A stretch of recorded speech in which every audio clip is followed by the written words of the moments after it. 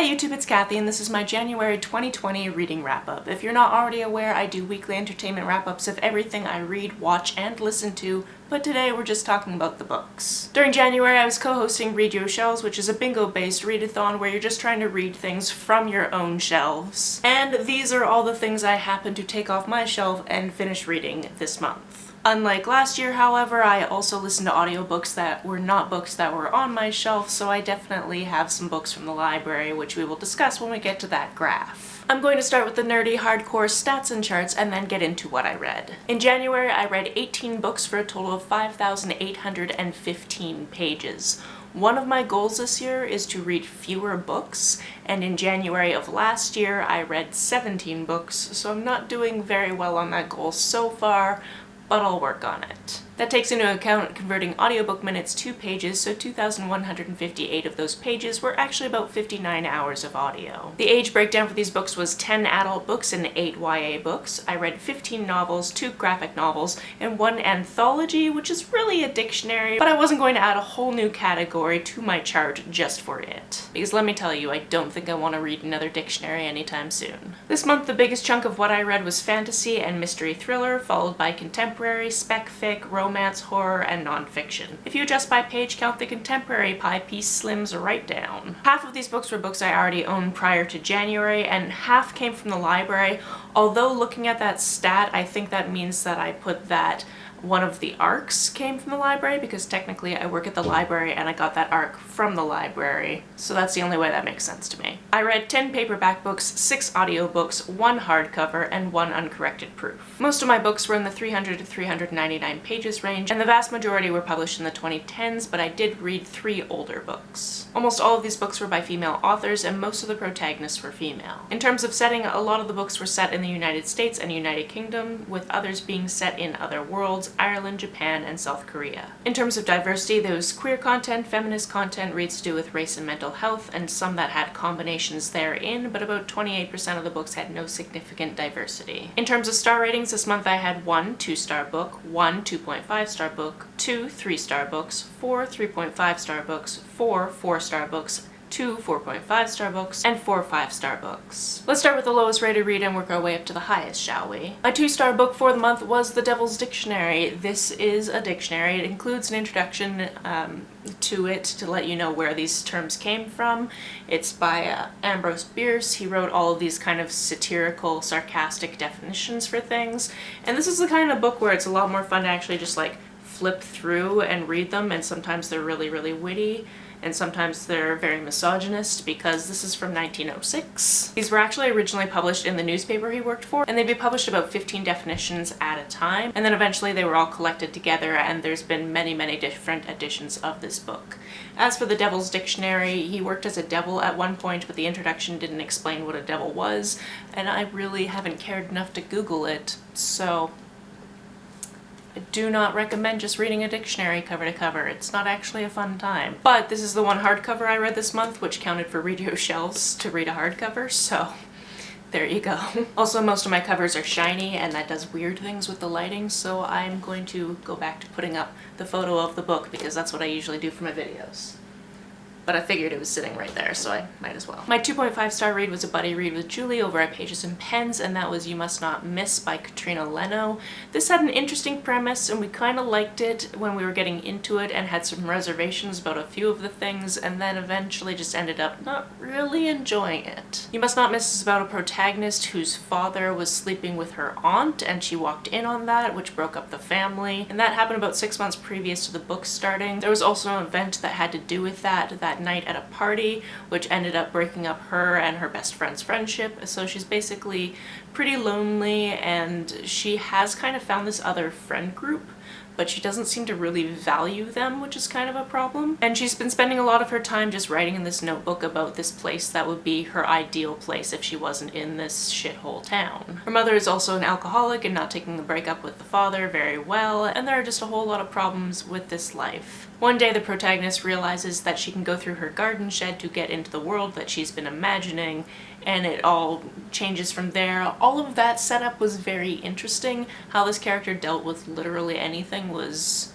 not. The character spent a lot of time thinking maybe I'll just go live in this place by myself and I won't have to deal with this life that is really bad, and we were like, yeah, go do that, and she was like, but first let me mess things up for everyone, and did some terrible things, and Julie and I just really didn't enjoy it. For some reason there's heavy machinery outside my house and I'm really hoping they don't start drilling or something, because that would be really annoying, but if you hear any noises, that's probably it. On to my 3-star reads, the first one being Rules for Vanishing. This is a very creepy tale about this girl whose sister went missing a year previous, and it has to do with this local folklore of this little girl that went missing about 50 years ago. And it's all about going down this certain path in the woods, and you take 13 steps and then you get to a gate. And usually this is a thing that kids dare each other to do and then jump out and scare each other. But her sister disappeared a year ago, and there's this weird text message that goes out that says, if you want to go on this adventure, you should show up at midnight at this place. She shows up, a bunch of her kind of previous friends, because she hasn't been really hanging out with anybody all year,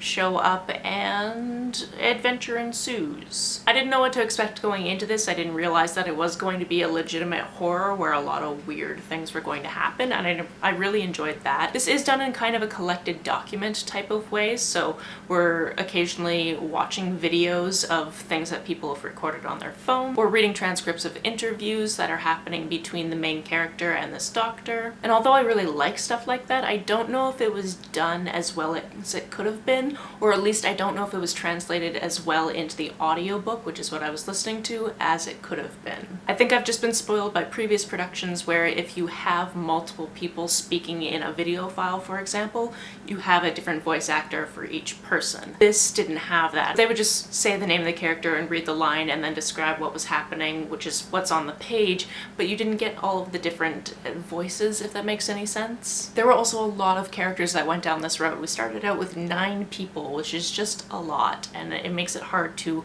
care about anybody specifically. So I don't know, maybe if I took my time with this a little bit more, or if I read it physically, I would have liked it more. I didn't dislike it. 3 stars is not a bad rating, but I kept seeing other people raving about this book and I was just kind of meh about it. My other 3-star book was Girls of Storm and Shadows. This is the follow-up to Girls of Paper and Fire by Natasha Nagan. Being a second in a series, there's not too much plot-wise I can tell you about. I really loved the first book and we got to explore more of the characters in this book, but there was a kind of a different pacing to it, and something about it, and I can't even identify what it was, didn't feel as important, or maybe it's just the fact that this is more of an adventuring story, whereas the other one was, for the most part, in the same location. I buddy read this one with Jean, and I actually don't know if she even finished it, because we thought we were going to want to tear through this one like we did with the first one, and it felt kind of sloggy, even though everything was interesting and even though there were things happening with the characters. I am interested to see what happens in the next book. I don't know if this is just going to be a trilogy or a longer series.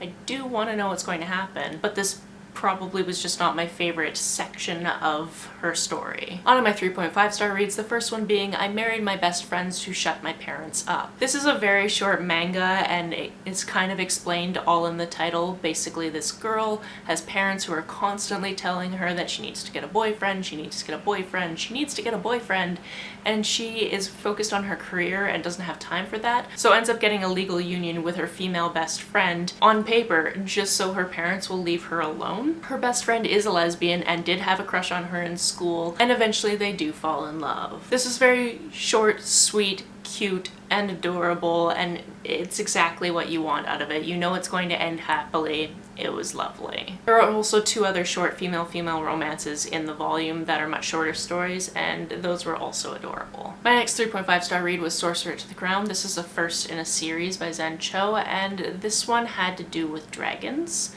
and magic, and I read it at the very beginning of the month, so now I'm going to have to think a little bit harder on how to describe it. I buddy read this one with Shoshana. This really started out with a world that was like, women can't do magic unless they're doing like very domestic magic that helps them like fold bed sheets quicker and stuff like that, but anything harder than that, women can't do it. And then there is this girl named Prunella who is very proficient in magic, and we were just waiting for it to get to the point where it's like, Actually, she can. Let's stop being dicks about this. The setting is kind of like a 17 or 1800s England type of setting. And the main character is actually Zacharias. He is the Sorcerer to the Crown, and he inherited that title when his master died. However, he is black, and there are a bunch of people who are racist, so they don't want him to be the Sorcerer to the Crown. So that's a whole big thing that's happening, is they're trying to unseat him. They're keeping these spells that are trying to cause him harm, and then he meets Prunella, who's been staying at this home for gentle witches. It's basically like a boarding school for girls who are doing like the very dainty type of magic that girls are allowed to do, but she is super powerful and they kind of join forces, and she's going to be his apprentice. So there were aspects of it that were interesting, but there were also aspects of it where I was just like, there were a bunch of different characters and I just kind of mentally filed them under characters that are dicks to Zacharias and characters that we like, but I didn't really get to know any of them. So occasionally when something big would happen, I'd be like, wait a second, did we actually know this information before and I just missed out on it? No, this is new information? Oh, okay. So altogether, enjoyable, not my favorite thing. Moving on to another magical book, we have Howls Moving Castle. This actually was published the year I was born, and I still haven't seen the movie, but it's on my list of things to watch. This book is about the eldest of three sisters named Sophie, and basically there's a common folklore where if you're the eldest of three sisters, you're the one with all the bad luck. And one day Sophie is working in a hat shop that is owned by her stepmother, and she gets cursed, and she doesn't know why. And then she goes on an adventure to reverse this curse. If you wish to reverse the curse, you'll need a certain potion first. Yes, that happens every time I say reverse the curse. Every time. This world is incredibly imaginative. She ends up going to this place called Howls Moving Castle, which is a castle that does move. So she ends up going there, and there are these different doors that either go to the outside of the castle, wherever it physically is, or to different locations in the realm. And then there's another location that I did not see coming that is very, very different. So I'm interested to see how much of that made it into the movie, because I know they're going to be different things. Adaptations are always going to be different things. But I'm interested to see if that specific part was adapted well into the movie. Next we have Sawkill Girls. This also has to do with a little bit of magic, but it's more of a contemporary setting. This mother and her two teenage daughters are moving to this island called Sawkill because the mother is going to be a maid at one of the very large manors there. Upon arriving, something happens to one of the daughters, who is one of our three main characters, and things go very weird from there. I, again, had no idea what to expect from this because I go into my books not knowing too much. This is definitely a horror. There's a lot of fantastical elements to it. There are a lot of elements of cultish behavior, but then there's also elements of the patriarchy, which were explored in very interesting ways. There are also some queer characters with some very complex relationships, and I really enjoyed that. One of the three main characters is actually Ace, and that is discussed quite heavily because of her past relationship with the person who is now her best friend, but previously they were dating. I always love books that have these moments for character growth, even though the world seems to be falling apart around them. On to my 4-star reads, the first one being the first audiobook I listened to this month, which was Swipe Right for Murder. Our main character is in New York City because he needs to go and have some tests done because his older brother died of a heart condition they didn't know he had, and he might be having some problems with his heart, so he's just basically getting that checked out. He's staying in a hotel room by himself. He's supposed to meet up with his family the next day when they come to town, and he's a little lonely, so he checks out Dirty Paws, which is a dating app specific to this world. He actually ends up seeing somebody on the app that he goes to high school with, but that connection doesn't really work out very well. So he ends up using the app again, goes on a second date to an older man's hotel room, and I mean, it's right in the title. Somebody gets murdered. This was incredibly fast-paced. There were parts of it that didn't make much sense to me and took me out of it until I realized that they were incorporated really, really well as you continued to learn what was going on and the plot continued. So I liked that because there were aspects that I was like, oh, this would never happen, and I hate it because of that. But those aspects were actually incorporated really, really well. I could also see this being an action movie, and I would definitely watch it. Next, we have a book that I was trying to finish at the end of 2019 and didn't quite get all the pages in, and that's A Duke by Default by Alyssa Cole. This is the second in the Reluctant Royals series, and if somebody had told me sooner that the main character goes to my favorite city in Scotland to be an apprentice sword maker, I would have read this book sooner. So the main character in this one is Portia, who is a side character in the first book, and she's trying to get her life together. She's trying to quit just drinking and sleeping around and like figure out what she wants to do with her life, and she is quite wealthy, so she has the privilege to be able to do things, things, like take this 3-month internship in Edinburgh, Scotland, to learn how to make swords. When she gets there, she doesn't make the best first impression with her boss. He's got kind of a grumpy thing going on, and he's a little bit older than her, and he was previously married, but it didn't work out because he wanted to make swords and his previous wife wanted him to be a 9-to-5er. So he's very close to his brother and he's very close to his sister-in-law, but he's not very close to anybody else, even though he's a huge part of the community, and really tries to help out with the community because he came up poor in the community and wants to help people that are poor in the community. Now, it's not exactly a spoiler because, again, it's part of the title. Portia's doing some research about the kind of land that they have the armory on and finds out that there's a chance that he is the illegitimate son of a guy who was a duke and has passed away, and technically that dukedom probably should go to him. And that becomes a whole big thing because he's pretty much anti-publicity, he doesn't like having his photo taken, he doesn't like being on the internet, and all of a sudden Portia is changing his life. This had many things I love in a romance. We have these different dynamics between these characters, one's soft and one's grumpy. We have the whole hate to love type of thing because they start off on the wrong foot. We have these characters growing together because they are quite compatible. It had a lot of things I really liked. I really enjoy this series. My next book is also the second in this series, and that's One of Us is Next. This is the follow-up to One of Us is Lying. It doesn't follow the exact same characters, but we do kind of check in with all of the characters from the first book. In the first book, 5 people go into detention, 4 people come out, 1 of them is dead. We have to figure out who murdered him. In this next book, there's a text-based game that's going around the same school that is trying to force the population into doing this truth or dare. If you just flat out are like, I'm not playing, then a secret of yours will be leaked, and some of the secrets are very, very big. That's kind of all I can say without going into spoilers. What I can say is I really enjoy the types of twists that are in these books. I really enjoyed the final twist at the end because it was a great parallel to other things that happened in the book, and it has some complex feelings to it. And I love that these books have multiple narrators, a narrator for each of the main voices, because that always helps me remember which character is which and how they fit into this world. Finally, we have the last novel that I read this month, which was actually this month's pick for the Life's Library Book Club, and that's Parable of the Sower by Octavia E. Butler. This is a dystopian book that was written in the 1990s and set in the 2020s, and it was a little bit difficult to read because I could see things going downhill in the United States by 2024 and being exactly like this, and that's terrifying. This book centers Lauren, who lives in this very low-income gated community somewhere in California. Essentially, crime at this point has become such a huge problem that small bundles of houses will build walls around them to basically try to protect those 13 houses or so. And then that community works together to try to survive as best they can. Some people have jobs outside the community, some people can work from home. A lot of people don't have jobs that pay cash, which is a huge problem because everything is way more expensive than it should be. It's hundreds of dollars to buy food that you don't grow yourself. Lauren is the child of a minister, but she doesn't believe her father's faith. She's kind of been making her own faith and kind of figuring out what that means for her, and has come up with this faith called Earthseed. Her birth mother was also addicted to a certain drug during her pregnancy with Lauren, so Lauren was born with hyperempathy, which means if she sees somebody in pain, she also feels that pain. This is only really a good thing when she is having sex, because not only does she feel the good feelings for her, she also feels her partner's good feelings. But this is a very dark and depressing world, so really this is more a detriment than a plus.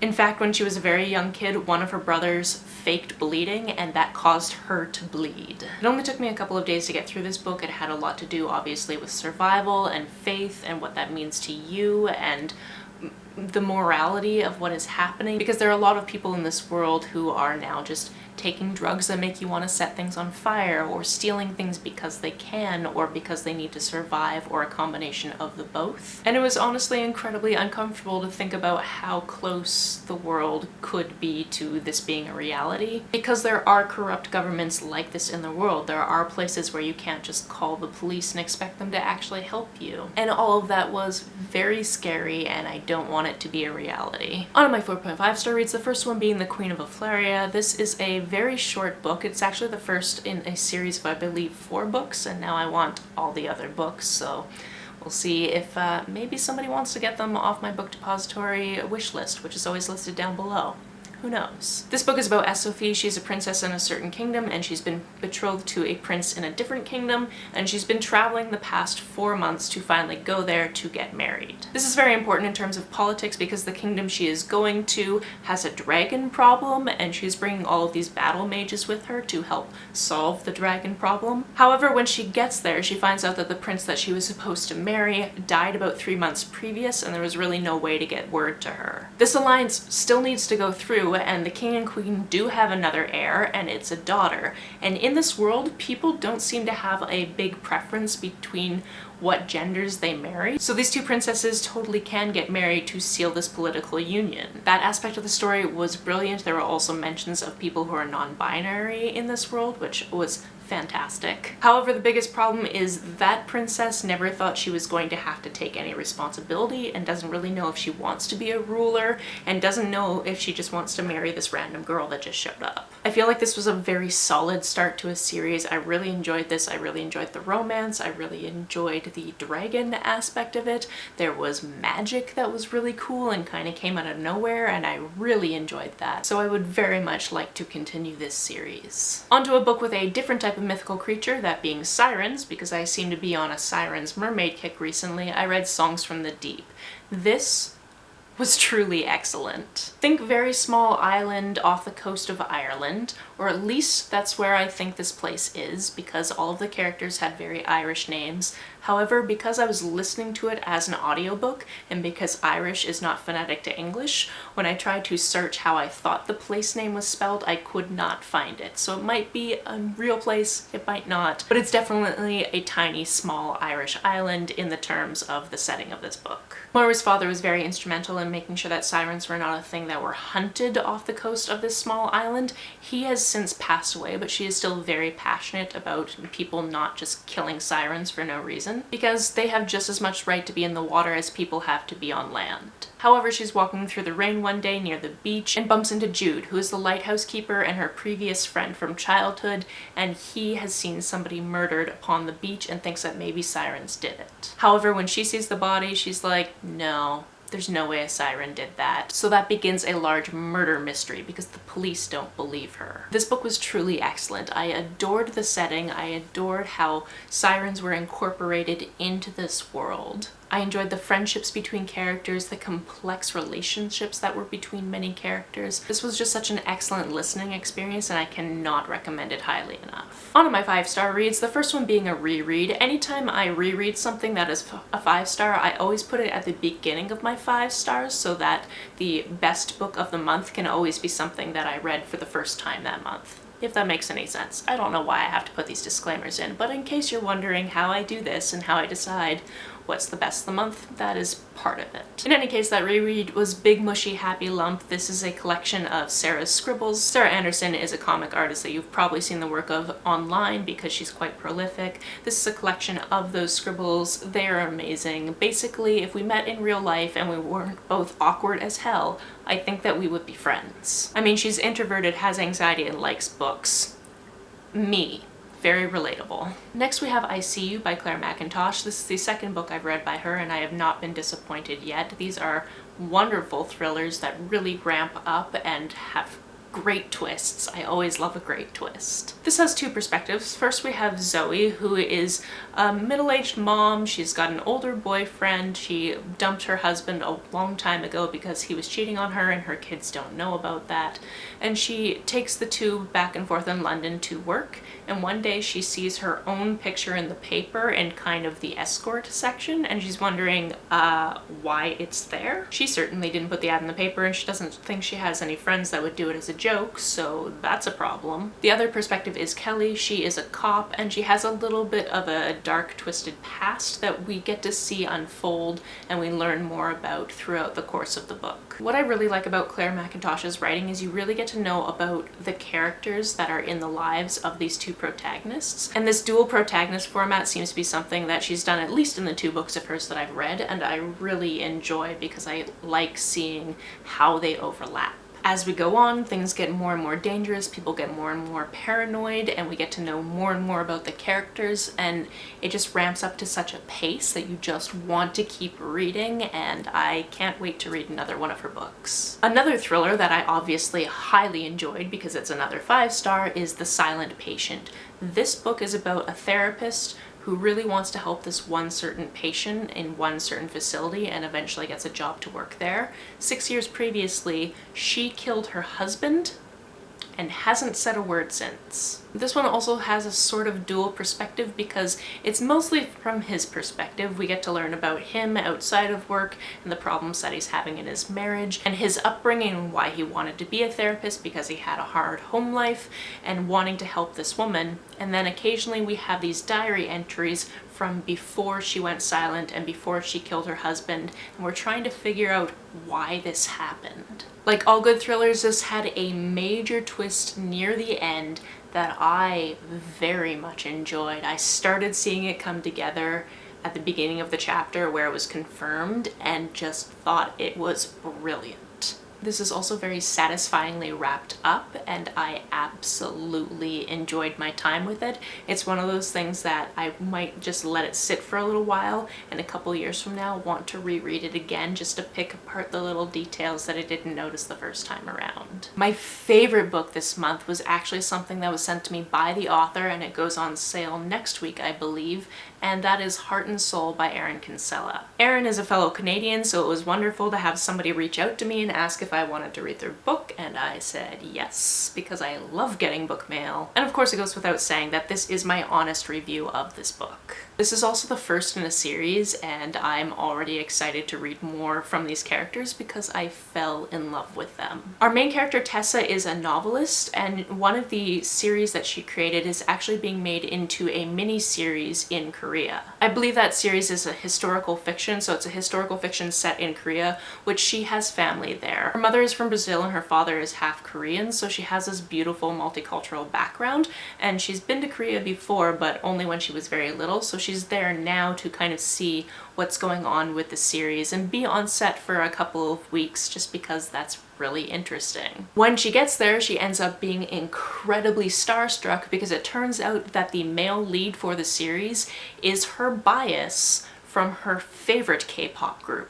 I won't go into too much detail here, but something ends up happening which makes them have to save face, and it makes it so that she and her idol have to have a fake marriage. But this being a romance novel, I think we know that they are going to have feelings for each other and it's going to be wonderful. Here are some reasons I absolutely love this. Firstly, when you first open this book, there is a page that tells you all of the types of rep that you're going to see, as well as content and trigger warnings. That is not something I've seen just at the front of a book before, and that was very exciting. The main character is both demi and bi, which are both things that I am, so that was super exciting. In addition, we have these other characters in the book that are figuring out their own sexualities. Like I mentioned before, the male lead is a K-pop star and he actually lives with 3 of his bandmates. The other 3 bandmates are off doing their compulsory military service, which I didn't realize was a thing in South Korea because I don't really know that much about Korea, I'm not going to lie.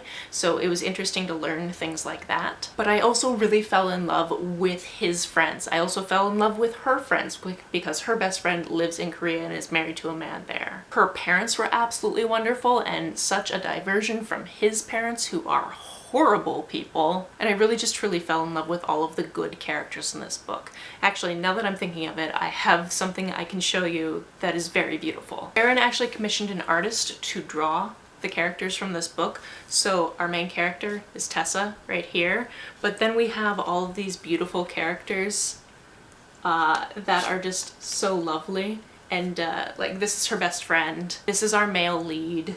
Yeah, he's pretty. These are the 3 bandmates he lives with, and they were wonderful. I learned a lot about K-pop culture because I'm not really into music, so I don't really know that much. I just know that BTS is a really big thing right now. That's all I know. But I absolutely love the found family aspect of this and cannot wait to read more from this series because I know there's going to be some great queer goodness coming up. If you want to hear more about these books, or other books for that matter, the playlist for my weekly entertainment wrap-ups is always listed down below. Have you read any of these? Let me know about it down in the comments below. On the way down to the comments, if you hit that subscribe button, that would be very nice of you. You can like and share this as you see fit, and I will see you very soon. Bye!